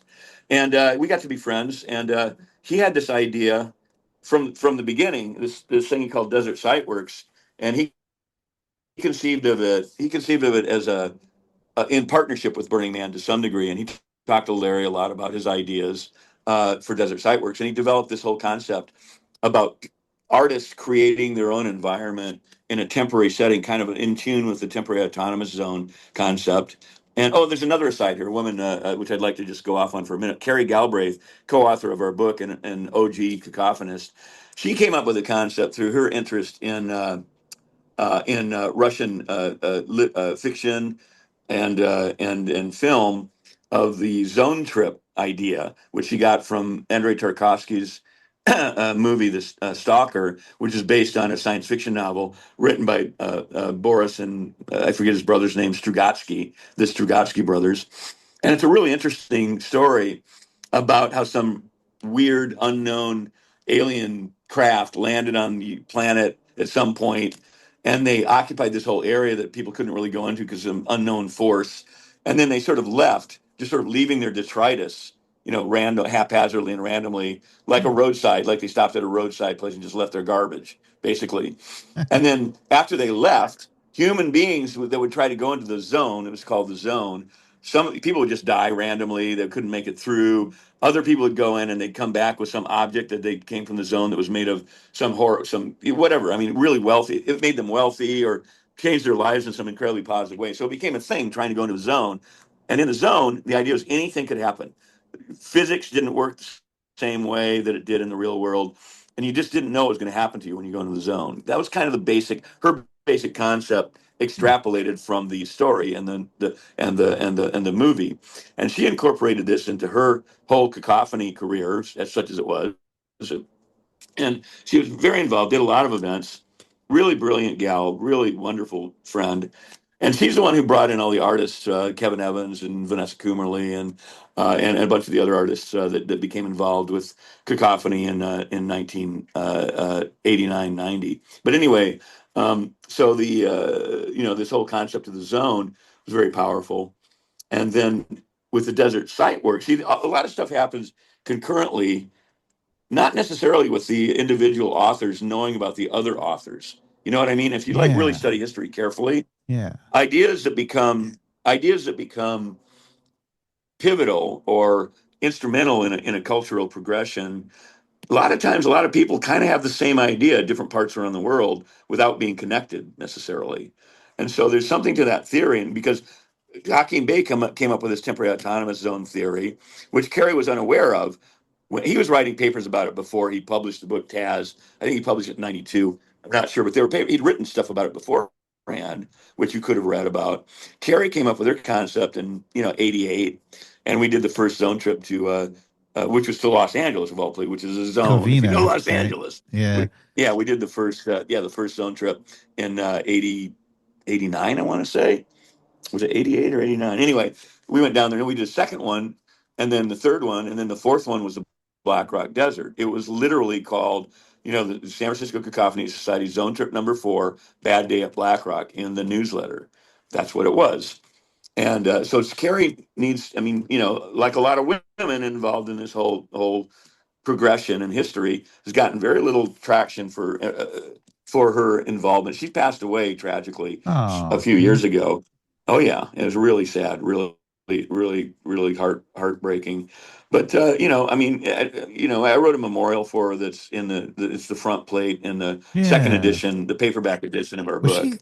Ethel But she was a Ketone? truly integral figure. She was an you want to speak philosophically, historically, and as far as influence on the culture that we were creating, she's easily as important as Larry, if not more so. Okay, and she's never spoken of. Mary Grauberger, that would never No. have happened without her input. P. Siegel, very important. P. Siegel was basically the hostess and the den mom for all those dysfunctional idiots Oh, yeah. who were formulating these ideas. And so Desert Site Works with William Binzen, he formulated a very specific philosophical treatise, which he wrote, and was working with Larry on it. He thought he was working with Larry on it. And he approached me and some other folks in Cacophony. I think the first Desert Site Works that we did was in 1992, and we did it at Black Rock Springs. And it was William designed this structure. We did costumed events. We did an ongoing, like, 24-hour, just sort of weird, inclusive. I wouldn't even call it an event. But we also did photographs of people because William, in addition to, like, trying to put together groups of people to create our own, like, I don't know if you want to call it art event, would be the wrong thing, but like living experience, right? Creative living Yeah. experience. He wanted to capture the experience in his large format photos. Now he's shooting like I don't know, like massive plate photograph, 8 by 10 or whatever, and he's going to get, like, in 3 days he might get 6 photographs total, each one, and they're all like, oh yeah, and they're all, you have to look at his photos to believe them. They're Huh. printed out, 10 feet wide. They're insane photographs. Oh, wow. And he's had a couple of gallery shows, but regardless, so he wanted to capture this activity in his photographs. And if you look in the book, you'll see a really crappy small version of some of the photos. There's one at Black Rock Spring where I installed a bunch of underwater neon in Black Rock Spring. And you can ask how Yeah. it's done Yeah. if you want to digress, but trust me, it was safer than Uh, it sounds. And it was all insulated. All the electrode connections were totally insulated with silicon glue, and the mhm. transformers are mounted on platforms up in the reeds off the side. So you would have to get right up next to the units in order to catch any kind of a corona effect, any kind of a buzz from it, and you'd have to Mhm. break one of the units to get shocked to death, and Yeah. even then you probably wouldn't die. But Yeah. and I put a bunch of other neon in the weeds around the front of the thing. And he set up his camera and took a photograph of this. And we had like 15 or more people Wow. in the pool with colored lights moving around. And so he had this incredible photographs that he took of Black Rock Springs with the Wow. Desert Sightworks crew in the spring. Oh, And so we were wow. up there for several days, and it was one of the most amazing experiences ever. And so the next year, and he's talking to Larry about this at the same time, and Williams envisioning it as a collaboration between Desert Sightworks and Burning Man. Boy, was he fooled. But with that said, he planned it the next year, and he had engaged us in Cacophony to help with the first year. We helped out in the second year, and I was basically operations manager for the event. Hauled all the shit out there. William and Judy West, who was an administrator at Project Artaud, they knew a bunch of artists, and they went to open house art presentations, and also talked to their friends at Project Artaud and recruited, like, I don't know, like 50 artists to come and be part of the second Desert Site Works. And at Burning Man on the desert, we had nothing like this in 1992. The 1990, 91, and 92 Burning Man, they were cool. They were fun. And there was a little bit of art. Serena Delahaye from England, and Larry, to his credit, got a European artist that he knew casually to come and bring some of her art. There were these wicker figures that she brought out. My friends Carl Hauser and Vince Kolosky were both neon benders that I knew through the neon trades, and they're also artists. They both did art installations early at Burning Man. Vince did a neon crop circle flat on the ground, and Carl did a Dr. Hoffman's bicycle with moving neon on a bicycle, which is pretty wild. Wow. and really impossible to do. And that was like 91, 92. And these are the guys that did the glass for the man as well. I mean, I designed the neon for the Burning Man, but I wasn't a glass vendor, I was a sign hanger. And so these guys actually made the glass that I designed to put on the man. So that's how that originally came about. So, but Ah. back to the story, there was no, it was no large scale, massive art event with all these different artists coming to it. Desert Sightworks was designed to be that. And we had 100 people at Desert Sightworks at Trago Springs. And at that time, there was an underground what do you call it? Sweat Lodge. There were all kinds of art installations, physical art installations. I did a neon tracing of the hillside behind us, several hundred feet of neon outlining the large hill behind us. Tom Twombly did this crazy, like a 50 or 60 foot long snake made out of snake ribs. It was set up in the trench, in the hot springs trench. I Oh, also wow. put some neon alongside the trench. William made a beautiful King Post Truss bridge that went over Trago Springs. So you could walk over the spring. There were a bunch of other artists from Artaud and from the city that did installations. And Paradox Pollock, I who is interviewed a him major actually figure, in, yeah, in October. a oh wonderful yeah. man, guy, brother of mine, love Oh him, yeah. and a really cool dude. And he came out with Fred Adler God, what were some? I don't know if Kate. I don't know if Kate McGlynn was involved that early. She might have been, and Harvest King, who was a dancer and an artist. They were in a troupe at that time called the Ape Theater, and they were in a storefront in the Mission that Fred Adler rented.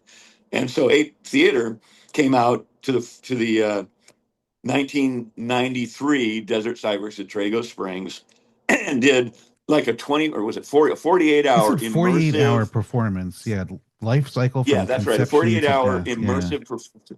That's correct. Yeah. Performance involving most of the people out there.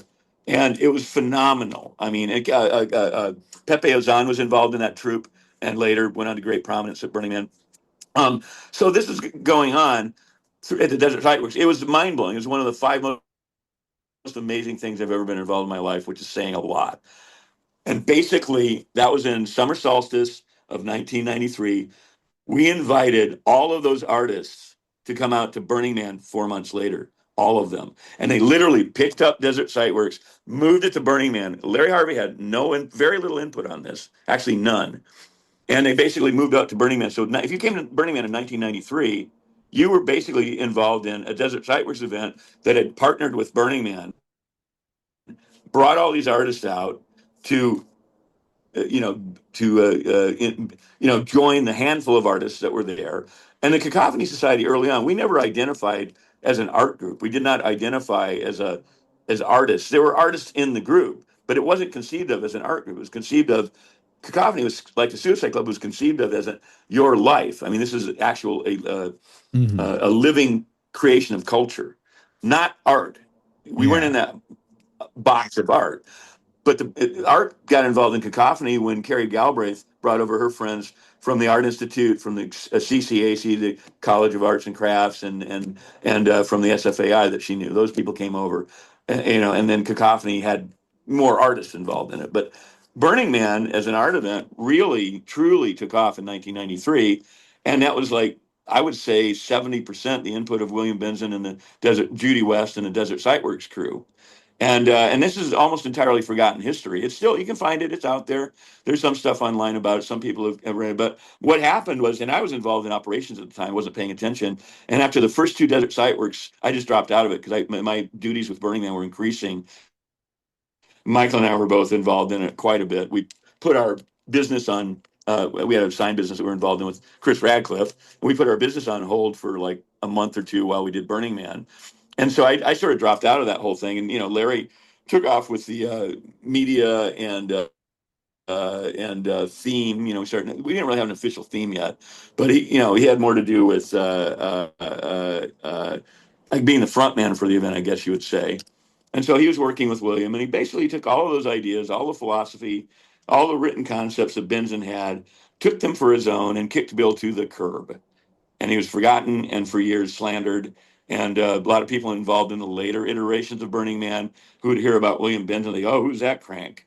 right? The guy was a true, in his own regard, an actual visionary artist, and putting this thing together, making the photographs, which are in collections. I mean, that was one of the reasons why I dropped out. I just didn't want to have anything to do with the event after 1996. I didn't want to work with Larry Harvey. Yeah, well, also, I mean, One things of the just kind of reasons. exponentially grew, and I mean, '96 was actually the first year that I Yeah, went, and I yeah. And remember it was just Larry's like, involvement in the event. Larry's involvement in the event, and the main thing he brought to it, and it was very powerful, was doing anything that came to him, any little thing, any big thing that came to him that would help grow the size of the event. He immediately took it in and used it. Anything that's his main interest, was growing the event. He told me, and he wasn't joking, I want to see 1 million people out here. I thought he was nuts, but well, it he kind of goes believed back it, to something and like so early on we were talking about, like, you can kind of keep something small and do it forever, or you can get like make things will get yeah. exponentially larger, Well, and then it's like by nature it's like right. Well, Burning Man bureaucracy had to has to come change. into. Yeah. Well, why did it grow Yeah, so we much? Like, had 'cause I so felt much like a we zone had trip so was much always. goodwill by 1996. But by the time I left that event, we had so much goodwill, so much grassroots support. It was it's hard to explain. It was really well regarded in the San Francisco, and gradually the work, the nationwide kind of undercultures. It was very well regarded, and it had so much goodwill behind it as a grassroots event that when Marion Goodall got involved, who's a professional publicist, she could take that energy and push it forward, which she did. Larry, she'd let Larry talk, blah blah blah blah blah, but she ran the event pretty much from getting involved a couple of years after I left, well, a year after I left, and then coming to run the event within probably 3 years after I left. Mhm. And God bless her, I mean, they needed somebody, if they're going to turn into a big business and a large event and take Mhm. that And take that Harley too, grassroots right? Yeah. underground goodwill. What's that? And Harley too. Harley Dubois. Yeah, yeah, Harley, yeah, Harley, sure. Yeah. But Marion, was the power behind that, Mhm. 100%. Marion was the only person involved in that event after '96 without whom the event wouldn't exist. And there are reasons for that. One is that Washoe County swiped their gate in '97, and Marion had a lot of experience dealing with public relations, dealing with real companies, and she shamed the county into giving some of the money back. And she took all that grassroots support, turned it into a press campaign that was hugely, monumentally successful in supporting the event. And that's why Mhm. the event kept going. It would have ended had it not been for that. Yeah. So Stuart Mangrum in the back of your book like wrote that in 1996, Burning Man and Cacophony Society had a very messy divorce. Is that how you would describe it? No, that's how Stewart sees it. Stuart, No, yeah. not really. I mean, Cacophony was never an organization. It was never a very good organization. The only thing Cacophony was a concept. It was uh, an idea about how to come together, how people could come together and create their own world. I mean, as an organization like the Suicide Club, it was a terrible organization. It was not a very good organization. It was a brilliant philosophical concept, and it brought people together. And Cacophony was killed not by Burning Man; it was killed by the internet. Because That's what Ms. P Cacophony, said too. Yeah. as an organizing principle, Cacophony, all it did was bring people together. The only organ, like with the Suicide Club, was the newsletter and meetings. We'd get together and have a meeting, Hmm. right, once a month and drink beer at Edinburgh Castle or Tommy's Joint or whatever. Hmm. And so, no, Burning Man, Burning Man definitely was the 800-pound gorilla in the room. There's no question. But Burning Man, the biggest problem with people, looking at Burning Man as the end all and be all is that it's not. Burning Man was part of a cultural shift, not the cultural shift. And Hmm. people who are heavily involved in that event, because it touches them so deep, some of them so deeply, it's cultic in that aspect, Yeah. and that they get caught up in that, Oh and yeah. that's a mistake. That's Oh a dead yeah. end. Oh yeah. And Well, the power of the event, which still exists to this day, is in the small breakout groups, the theme camps or whatever. People giving some small area of creativity, because it's not nearly as large as it used to be, but some small area of creativity that they might not be able to find back home. They can do it on the playa to some degree. You can't burn mhm. things anymore. You can't do, but you still have more creative free hand than you would in Oakland or in New York or whatever, LA or whatever. Oh yeah. And that's the value of the event. People come there. It's also a convention that people go to once a year and see all their friends. Those are Okay. in my mind, those are the two great Yeah. values of the event. Burning Man. The Exactly. rest of it is a bunch of hooey, as far as No, I'm because it's concerned. basically the hypothesis of my entire show. There's this whole people talking about like, oh, what is the impact, influence, and that, and pretty much every one of my guests, like they eventually kind of come around to the same point where it's like it's family, it's connection. It's I mean, and I can see it through the whole through way through, like you're saying, like through the Suicide Club, through Yeah. Cacophony, through Burning Which you Man, can get. through all of Yeah. these different children of Cacophony. SantaCon, the Iditarod, this Beta Breaker Salmon Run, the Ad Busters. We're creating our own Like, culture. yeah, but We're creating our it's own more culture. about And Burning like Man turned it into a people. business. Yeah, well, people, even Burning Man to a degree, I mean, I think it's like why it continues is because it's people connecting and people getting together, and yeah, you create a And that's business it. But the around rest it. of it, the rest of it, the 10 principles, give me a fucking break. Like Larry had, went to the burning bush, right? I mean, just a bunch of Well, that malarkey. came I'm sorry. I around mean, leave no later, trace. like yeah. It did, and it's predicated on an earlier iteration of principles, which was written kind of as a joke, but also as a Oh yeah. tutorial, which Gary Warne wrote and mailed out in the Suicide Club newsletter late in the year of 1977, after we've been going for about 8 months. And he Hmm. did what he called the 12 chaotic principles. It's in the newsletter. You can look it up online. And the 12 chaotic principles, each one was based on some event that we did that blew up in our face. And why did it blow up in our face? Oh, because we didn't stick together. Oh shit, we should stick together, right? Pretty Yeah. simple, right? And so those 12, and I gave the newsletter, a copy of the newsletter with the 12 chaotic principles to Larry in 1991. I said, hey, check this out. It's kind of cool, interesting. I also gave him a copy of Fawn Brody's biography of Joseph Smith as a joke. I said, here, you ought to read this, Larry. I think it was 92 or 93. Fawn Brody's biography of Joseph Smith, the Mormon prophet. Yeah. Yeah, anyway, it's an in joke. Um, I mean, Larry had messianic. It was clear he had these silly messianic feelings that early, and so I gave him the copy of the book as a joke. I also gave him a copy of The Prince, but I think he'd read that. I think he'd read that before. Well, I remember. Okay, I don't know if you know this is true or not, but I don't know where I heard this, but I know at some point, I don't know if it was like in '96 during all of this craziness, but like Larry saying, "Burning Man is my legacy," and I guess to some degree it is.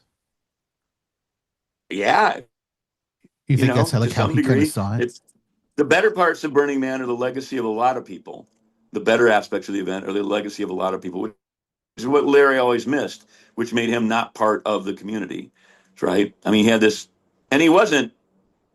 I think, oh, he's just like philosopher king. He wasn't that bright around that stuff. He read some books. He incorporated things into. He's very clever. He incorporated some things into his Burning Man philosophy. But Marion ran that event from way up, from way early, and the only reason it still exists to some degree, from what I've been able to see. And God bless her. I've never seen anything bad about her. Um, I know people have some issues with her, but whatever. That's up to them. So yeah, I don't regret anything. I had a great time. I had 6 wonderful years and one pretty harrowing year, and on the balance, God, what a great time! What a Yeah. great bunch of people! What an amazing, on the balance, what an amazing experience for me. And it's right up there, among some of the best experiences of my life, being Yeah. involved in that event, Well, working this with is Survival definitely Research Labs, going to be one Suicide of Club. the longest interviews I've had. But one last thing. Thought I saw somewhere that you wrote something about if it wasn't for Cacophony, you would either be a drunk welder in Texas or like a junior professor at a small college. Is that is that true? Is Yeah, that how you I say did it? say something. I'm being paraphrased there, but yeah, I said Yeah. something like that. Yeah, yeah. If it weren't for the Suicide Club, I would be like a drunken welder in Iowa, or like a petty academic somewhere. Wow. Wow. Yep, yep. And I believe that, or I'd be dead or in jail, depending on how the breaks hit me back in the mid '70s when I was headed that way. So you were like what 18, 19 when you encountered suicide, and then now this is 18. yeah. Yeah. And so now all these years later, in your old age. I'm I mean, 67. I'm still heavily involved in the urban exploration scene worldwide. It's a very vibrant really? scene. Can't talk about it. Yeah, really, can't talk about it. But no, I traveled eight times last year, six of them to go to different events in different parts of the world.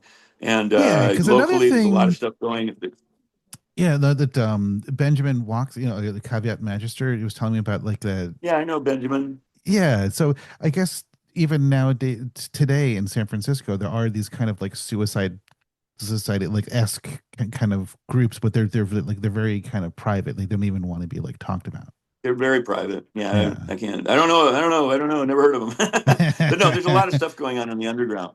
And for people who are interested in finding it, if you persevere and you really are interested in finding these groups, then you'll find them. And if you can't find them, or if you do find them and you don't like them, start your own goddamn group and don't Yeah. call it Burning Man for Christ's sake. You Yeah. know. Well, one place maybe you might run into one of these people is at the San Francisco premiere of the SantaCon documentary coming up on February 5th at 6:15 Roxy Theater. Only what 200 something seats, so get your tickets now, right?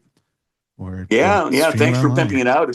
Yeah. Thanks for pimping it out a second time. Yeah, come on out. It'll be a lot of fun, and you can throw shit at us if you want to. Yeah. All right. Well, Sorry about thank SantaCon. What can I say?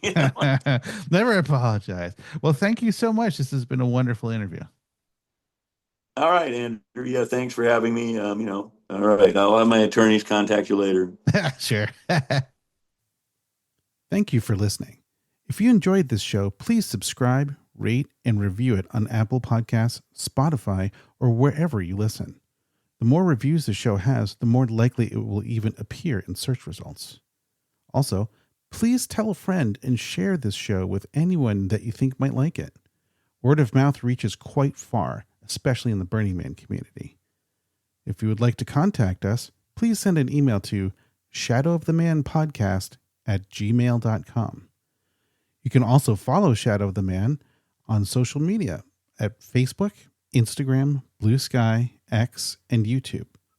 The links for all of these are available at shadowoftheman.com. Feel free to use any of these social media accounts to provide any feedback you might have. Your thoughts on the show are greatly appreciated. Thank you, and see you soon for a new episode of The Shadow of the Man. Thank you for listening to this latest show. We have to make another one, so gotta go.